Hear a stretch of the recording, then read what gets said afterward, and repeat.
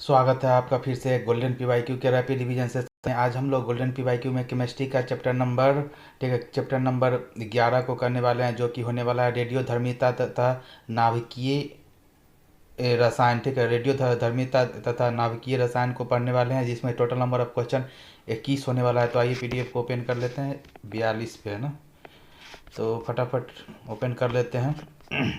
ये रहा। ठीक है, तो आज जूम करें और रिवीजन करना स्टार्ट करते हैं हम लोग। ठीक है, रेडियो धर्मिता तथा नाभिकीय रसायन का पहला क्वेश्चन क्या है? रेडियम की खोज किसने की थी? रेडियम की खोज किसने की थी तो सब जानता है, पियरे और मैरी क्यूरी। ठीक है, पियरे और मैरी क्यूरी ने किया था। ठीक है, ठीक है, तो देखिए पहला क्वेश्चन क्या था कि रेडियम की खोज किसने की थी, तो इसका आंसर क्या था? पियरे और मैरी क्यूरी। ऑप्शन सी हो जाएगा। दूसरा क्वेश्चन देखते हैं कि निम्नलिखित में से किसको रेडियो धर्मिता की भौतिक परिणाम परिमाण की इकाई कहते हैं? निम्नलिखित में से किसको रेडियो धर्मिता की भौतिक परिमाण की इकाई कहते हैं? तो ये हो जाएगा बी ऑप्शन, बैकुलर। तो बैकुलर हो जाएगा। ठीक है, आगे बात करते हैं। क्वेश्चन नंबर तीसरा देखते हैं। क्वेश्चन नंबर तीसरा, ठीक है, क्वेश्चन नंबर तीसरा क्या है कि रेडियो धर्मिता के अंतर्गत निम्न में से किसका विघटन होता है? तो ये होता है नाभिक का। ठीक है, आगे बात करते हैं। क्वेश्चन नंबर चार है। क्वेश्चन नंबर चार क्या कहता है कि यूरेनियम के रेडियो एक्टिव क्षय के उपरांत प्राप्त होता है। ठीक है, तो लेड होगा, डी हो जाएगा आंसर। ठीक है, आगे बात करते हैं कि क्वेश्चन नंबर पाँच का बात करें। क्वेश्चन नंबर पाँच क्या कहता है? निम्नलिखित में से कौन रेडियो एक्टिव पदार्थ नहीं है? तो इसमें से कौन नहीं है?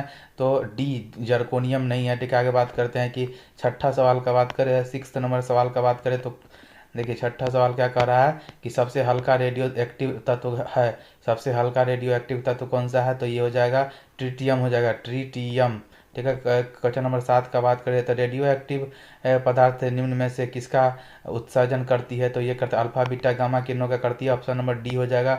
आगे बात करें तो आगे बात करें तो क्वेश्चन नंबर एट का बात करें। क्वेश्चन नंबर एट, तो क्वेश्चन नंबर एट क्या कहता है? क्वेश्चन नंबर एट कहता है कि रेडियो एक्टिव नमूनों को लेड के डिब्बों में रखते हैं। रेडियो एक्टिव नमूनों को लेड के डिब्बों में रखते हैं। डिब्बों के लिए लेड का प्रयोग होता है क्योंकि वह क्या होता है? एक अच्छा अवशोषक होता है। सी आंसर हो जाएगा। आगे बात करते हैं कि क्वेश्चन नंबर नाइन क्या है कि नाभिकीय ऊर्जा में निम्नलिखित में से किस समस्थानिक का प्रयोग होता है? नाभिकीय ऊर्जा में निम्नलिखित में से किस समस्थानिक का यूज होता है? तो यूज 235 हो जाता है। ठीक है, बी हो जाएगा आंसर। क्वेश्चन नंबर 10 का बात करें। क्वेश्चन नंबर 10 क्या कहता है कि वह कण जो यूरेनियम की नाभिकीय विखंडन अभिक्रिया में सतत श्रृंखला अभिक्रिया के लिए प्रधान कारक होते हैं, क्या कहलाते हैं? न्यूट्रॉन हो गया। ठीक है, न्यूट्रॉन ऑप्शन सी हो जाएगा। वह कण जो यूरेनियम की नाभिकीय विखंडन अभिक्रिया में सतत श्रृंखला अभिक्रिया के लिए प्रधान कारक होते हैं, क्या कहलाते हैं? न्यूट्रॉन कहलाते हैं। क्वेश्चन नंबर 10 हो गया। 11 का बात करें। क्वेश्चन नंबर 11 का बात करें तो नाभिकीय संयंत्रों में निम्नलिखित में से किसका उपयोग नियामक के रूप में किया जाता है? नाभिकीय संयंत्रों में निम्नलिखित में से किसका उपयोग नियामक के रूप में किया जाता है? तो ऑप्शन नंबर सी हो जाएगा, ग्रेफाइट। ठीक है, आगे बात करते हैं कि नाभिकीय जल भारी जल का उपयोग मुख्यतः निम्नलिखित में से किस में किया जाता है? तो ये हो जाएगा ऑप्शन बी, नाभिकीय संयंत्रों में। ठीक है, आगे बात करें तो क्वेश्चन नंबर 13 का बात करें।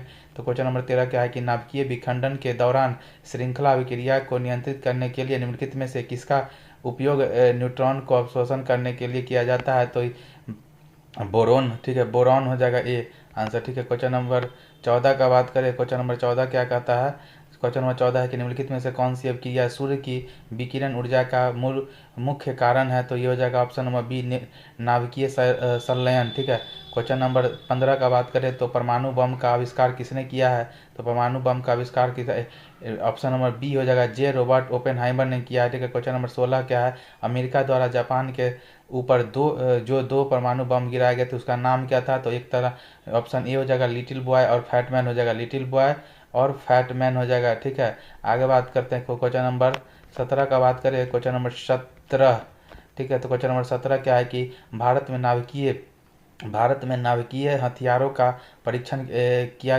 जाता है। भारत में नाभिकीय हथियारों का परीक्षण किया जाता है किससे? तो ऑप्शन सी हो जाएगा पोखरण में। ठीक है, कहाँ किया जाता है? पोखरण, राजस्थान में। आगे बात करते हैं, क्वेश्चन नंबर 18 है, चर्म रोग में निम्न में से किस रेडियो एक्टिव समस्थानिक का प्रयोग होता है? तो ऑप्शन सी हो जाएगा फॉस्फोरस का। ठीक है, आगे बात करते हैं, क्वेश्चन नंबर 19 का बात करें तो कार्बन डेटिंग में एक कमजोर C14 अणु परिवर्तित होता है और डैश में बदल जाता है।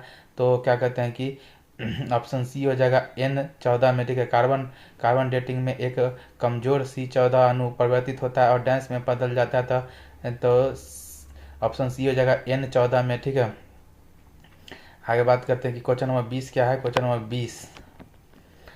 20 क्या कहता है कि निम्न में से कौन सबसे भिन्न है? तो सबसे भिन्न कौन सा है? तो ये हो जाएगा ऑप्शन नंबर ए, ट्राम्बे। ठीक है, ट्राम्बे। बात करते हैं कि क्वेश्चन नंबर 21 का बात करें तो क्यूरी क्यूरी बिंदु वह ताप है जिस पर क्या होता है कि धातु चुंबकीय गुण त्याग देती है। ठीक है, क्यूरी बिंदु वह ताप है जिस पर ऑप्शन बी धातु चुंबकीय गुण त्याग देती है। इसी के साथ हमारा आज का रैपिड डिवीजन समाप्त होता है।